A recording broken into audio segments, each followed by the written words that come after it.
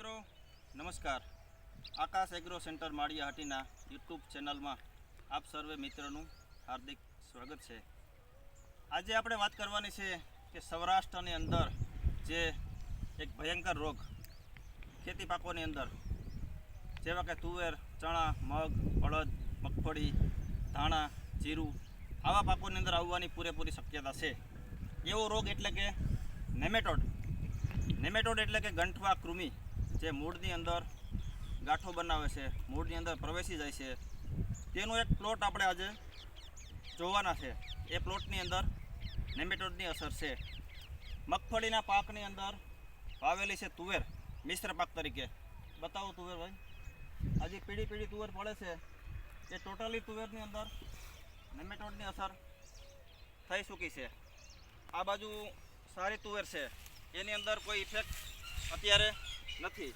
આપણે લાઈવ જોઈએ તુવેર ઉપાડીને એની અંદર કેવા ગંઠવા થઈ જાય છે।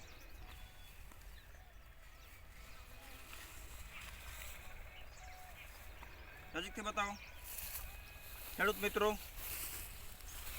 આ ટાઈપના મૂળ છે તે જાડા થઈ જાય છે, મૂળની અંદર ગંઠવા થઈ જાય છે, મૂળની અંદર કૃમિ પ્રવેશી જાય છે। તેથી કરી અને એના જે સ્નાયુ છે જે પાણી અને ખોરાક અને ખાતર જે છોડ સુધી લઈ જાય છે તે સ્નાયુ છે તે નસો બંધ કરી દે છે। એટલે છોડ છે તે આવી રીતે પીરો પડે છે અને મુરઝાઈ જાય છે અને ઉત્પાદન કાંઈ આવતું નથી।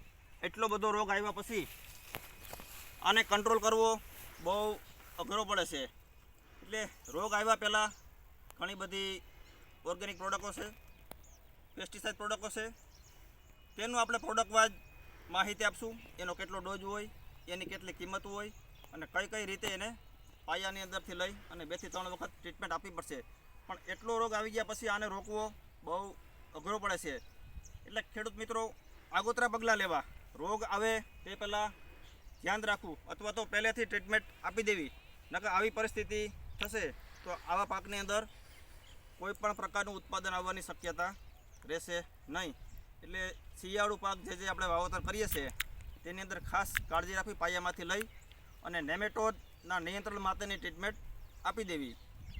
અને બધી પ્રોડક્ટોની વિગતવાર માહિતી આપણે શોપ ઉપર જઈ અને વિગતવાર એનું પ્રોડક્ટ, એનો ભાવ, એનું પેકિંગ બધી માહિતી આપણે આપશું, કઈ રીતે આપવાનું। બસ તો આજના વિડીયોમાં ખેડૂત મિત્રો એટલું જ। જય જવાન, જય કિસાન।